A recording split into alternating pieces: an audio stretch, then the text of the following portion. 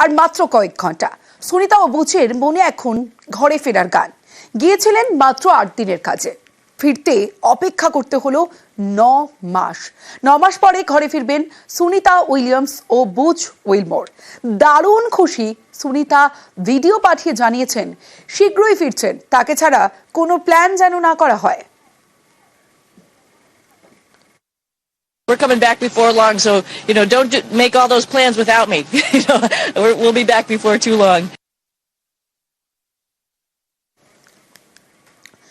সুনিতা ও বুচের মনে এখন ঘরে ফেরার গান, এবং তার আগে ভিডিও বার্তা দিয়েছেন সুনিতা এবং শীঘ্রই ফিরছেন জানিয়ে দিয়েছেন। স্পেস স্টেশনের থেকে ভারতীয় বংশোদ্ভূত আমেরিকান মহাকাশচারী সুনিতা উইলিয়ামস, বুচ উইলমোর সহ মোট 4 জনকে নিয়ে রওনা দিয়েছে ইলন মাস্কের সংস্থা স্পেস এক্সের মহাকাশযান। কোন ক্যাপসুল যখন স্পেস স্টেশন থেকে খোলে সেটা কিন্তু এরকম সরাসরি আসে না, কেমন সেটা এরকম অরবিটাল মোশন থাকে পৃথিবীর পাশে। এই আস্তে আস্তে অরবিটটা ছোট হতে থাকে এবং হতে হতে হতে হতে সেটা অ্যাটমসফেরিক এন্ট্রি হয়। এবং অ্যাটমসফেরিক এন্ট্রি হলে তারও কিছুক্ষণ পরে খুব সফলভাবে গালফ অফ মেক্সিকো, যার এখন নাম হয়েছে, নতুন নাম হয়েছে গালফ অফ আমেরিকা, আটলান্টিক মহাসাগরের সেই অংশটাই উপকূলে, মানে ফ্লোরিডার উপকূলে সেটা স্প্ল্যাশ ডাউন করবে। তার জন্য এখন সমস্ত প্রস্তুতি টিম রেডি হয়ে আছে। হেলিকপ্টার, সাবমেরিন, জাহাজ, যুদ্ধজাহাজ থেকে শুরু করে সমস্ত কিছু, ওই জায়গাটা ফুল রেডি। এটার মধ্যে কোনো সন্দেহ নেই, ঝুঁকি আছে এবং যে কোনো স্পেস মিশন ঝুঁকিপূর্ণ। আপনি যদি ব্যাপারটা ভাবেন, দেখুন এরা তো গেছিল 7-8 দিনের জন্য, 7-8 দিনের প্রস্তুতি নিয়ে গেছিল, যে কিন্তু 9 মাস আটকে গেলেন। সুতরাং ঝুঁকি তো আছেই। এটাও মাথায় রাখতে হবে, আমাদের কল্পনা চাওলা কিন্তু এই অ্যাটমসফেরিক এন্ট্রির সময় কিন্তু তার অ্যাক্সিডেন্টটা ঘটেছিল। যদিও তার ব্যাপারটা আলাদা ছিল, কারণ উনি ফিরছিলেন, কল্পনা চাওলা ফিরছিলেন হচ্ছে স্পেস শাটল করে, আর এনারা ফিরছেন অন্য ক্যাপসুলের ড্রাগনে। সুতরাং ব্যাপারটা আলাদা, কিন্তু আলাদা হলেও কিছু জায়গা একই এবং রিস্ক ফ্যাক্টরটাও হরে ধরে কিন্তু অনেকটাই এক। রিস্ক আছে একটা, যখন অ্যাটমসফেরিক এন্ট্রি হয় কোনো ক্যাপসুলের বা কোনো স্পেসক্রাফটের, তখন কিন্তু যেটা হয় সেটা হচ্ছে বাতাসের সাথে ঘষায়। পৃথিবীর তো খুব ঘন অ্যাটমসফিয়ার আছে, বায়ুমণ্ডল আছে, সেই ঘষায় প্রচন্ড গতিতে ঢোকে। সুতরাং প্রচন্ড ঘষায় তার গায়ে কিন্তু আগুন জ্বলে ওঠে, প্রায় আগুন জ্বলে ওঠে, কথাটা বলা যেতে পারে চলতি ভাবে। তাপমাত্রা কিন্তু কয়েক হাজার ডিগ্রি সেন্টিগ্রেড উঠে যায়।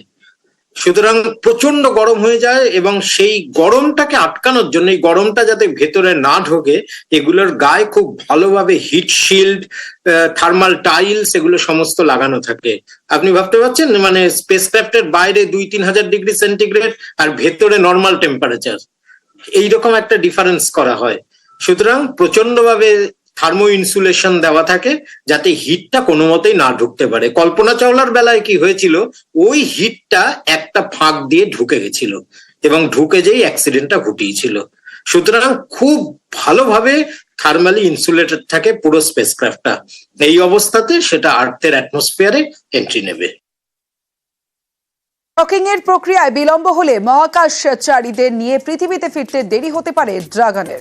বিজ্ঞানীদের মতে মহাকাশযানের অবস্থা, আবহাওয়া ও সমুদ্রের পরিস্থিতিও নভোচারীদের ফেরার পথে বাধা হয়ে দাঁড়াতে পারে।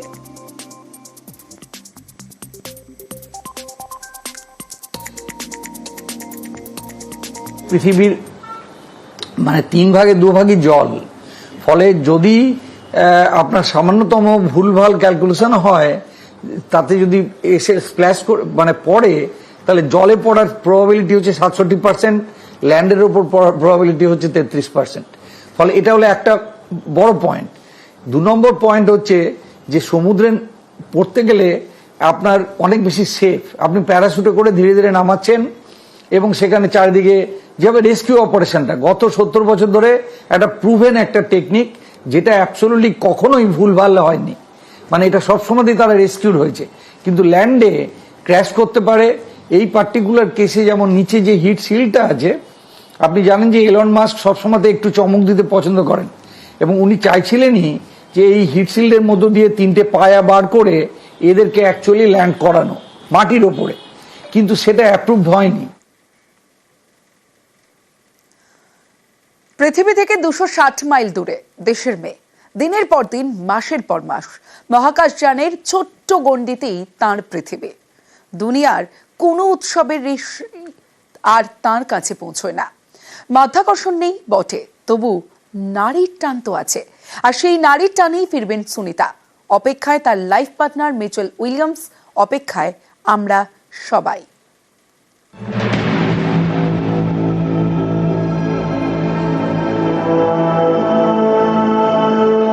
গুজরাতের ঝুলাসান থেকে মেডিকেল ইন্টার্নশিপ করতে আমেরিকা গিয়েছিলেন দীপক পান্ডিয়া। সেখানেই ঘর বাঁধলেন স্লোভান উর্সুলিনের সঙ্গে। 3 সন্তানের মধ্যে দ্বিতীয় সুনিতা পান্ডিয়া। সুনিতার জন্ম 1965-র 19শে সেপ্টেম্বর আমেরিকার ওহিও প্রদেশের ইউক্লিডে। বাবা দীপক পান্ডিয়া আমেরিকার নিউরো অ্যানাটমিস্ট, মা স্লোভান আমেরিকান উর্সুলিন বনি।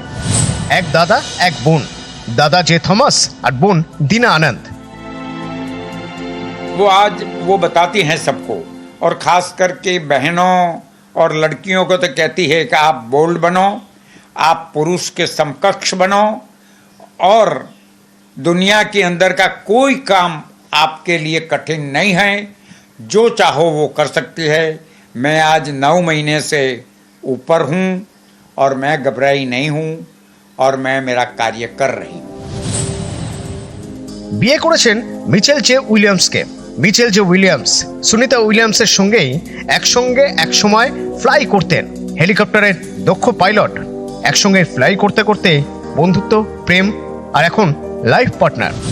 সুনিতা স্কুল জীবন কাটে ম্যাসাচুসেটসে নিধাম হাই স্কুলে। এরপর উচ্চশিক্ষা ইউএস নেভাল একাডেমি থেকে পদার্থবিদ্যায় স্নাতক হন সুনিতা। এরপর ফ্লোরিডা ইনস্টিটিউট অফ টেকনোলজি থেকে ইঞ্জিনিয়ারিং ম্যানেজমেন্টে মাস্টার্স ডিগ্রি করে। শুরু হয় সুনিতার কর্মজীবন। প্রথমে নেভাল অপারেটর, এরপর হেলিকপ্টার কমব্যাট সাপোর্ট এবং এয়ারক্রাফট হ্যান্ডলার। 30 ধরনের এয়ারক্রাফটে মোট 3000 ঘন্টা উড়ানের অভিজ্ঞতা রয়েছে সুনিতা উইলিয়ামসের। এরপর নাসায় যোগ দেন সুনিতা। প্রথম মহাকাশ অভিযান 9 ডিসেম্বর 2006। ফিরে আসেন 2007-এর 22শে জুন। গিয়েছিলেন ফ্লাইট ইঞ্জিনিয়ার হিসেবে। প্রথম মহিলা নভোশ্চর হিসেবে 4 বারে মোট 29 ঘন্টা 217 মিনিট স্পেস ওয়াক করেন। এরপর দ্বিতীয় মহাকাশ অভিযান 14 জুলাই 2012 থেকে 2012-র 18 নভেম্বর পর্যন্ত।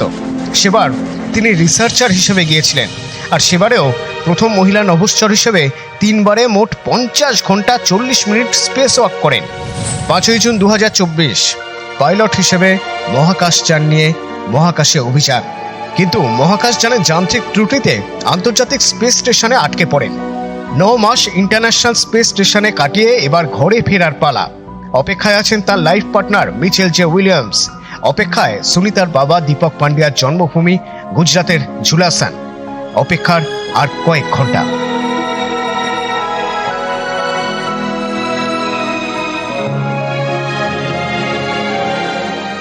নিউজ 18 বাংলা। সুনিতা উইলিয়ামসের বাবার বাড়ি গুজরাটের ঝুলাসানে। দীপক পান্ডিয়া মেডিকেল ইন্টার্নশিপ করতে ঝুলাসান থেকেই পাড়ি দিয়েছিলেন আমেরিকায়। আর সেই ঝুলাসান এখন সুনিতার গর্বে গর্বিত। ঘরের মেয়ে ভালোভাবে ফিরে আসুন, এই কামনায় চলছে প্রার্থনা যজ্ঞ।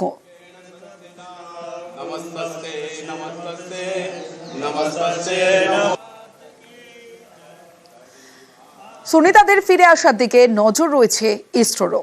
তাঁদের ফিরিয়ে আনার মিশন থেকে নতুন সম্ভাবনার দিক খুলে যেতে পারে বলে মনে করছেন ISRO chairman V Narayanan. Exclusively জানালেন নিউজ 18 বাংলাকে।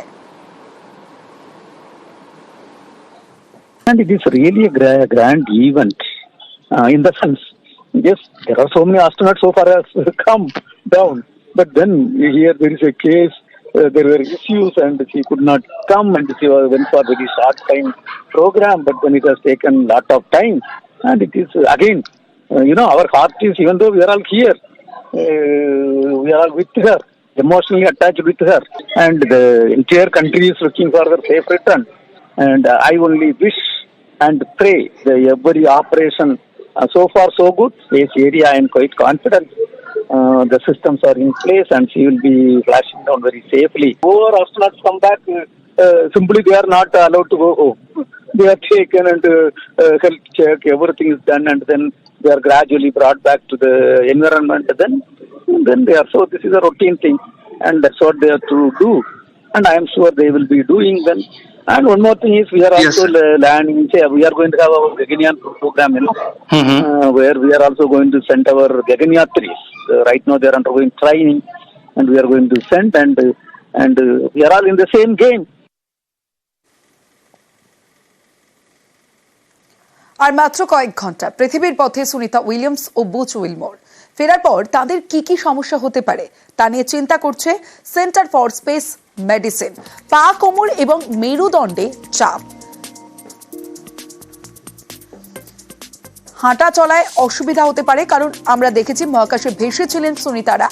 হাঁটা চলার সময় দূরত্ব বুঝতে অসুবিধা হতে পারে। ফেরার পর সম্ভাব্য সমস্যা ইউরিনে ক্যালসিয়াম বৃদ্ধি,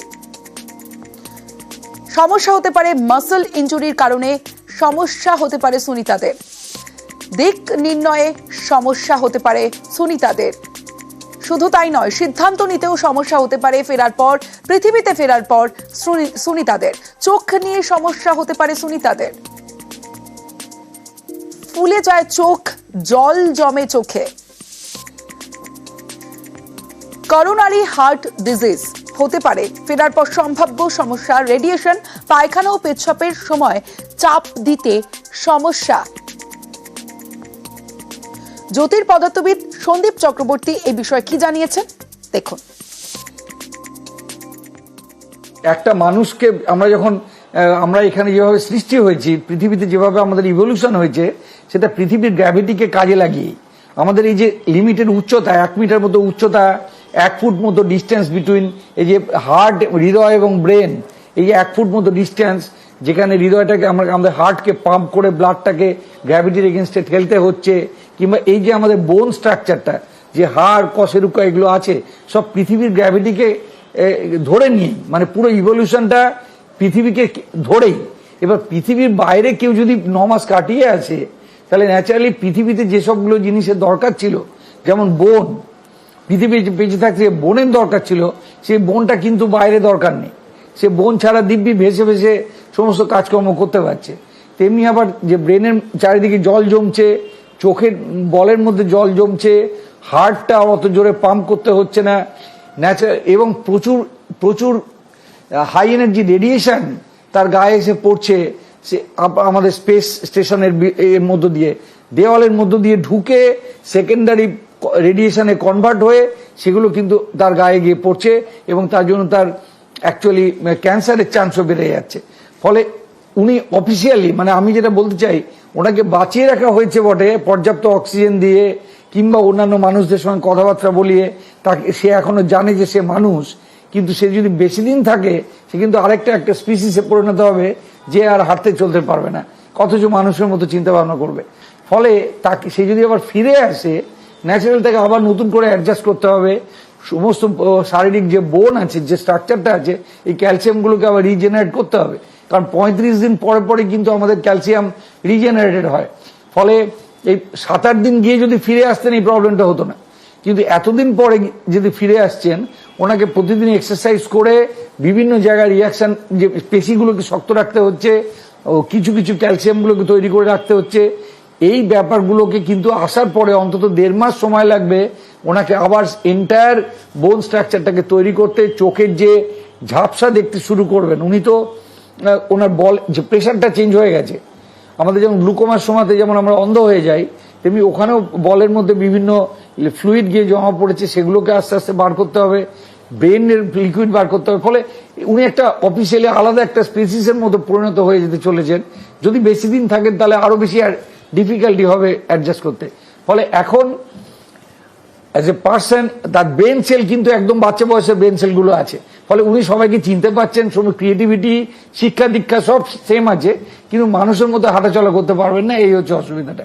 ফলে আমরা ধরে নিচ্ছি যে 6 সপ্তাহের মধ্যে ইন্টেন্স মেডিকেল কেয়ারে যদি থাকেন, তাহলে সবকটা ফ্যাকাল্টি আবার তার কাছে ফেরত আসবে।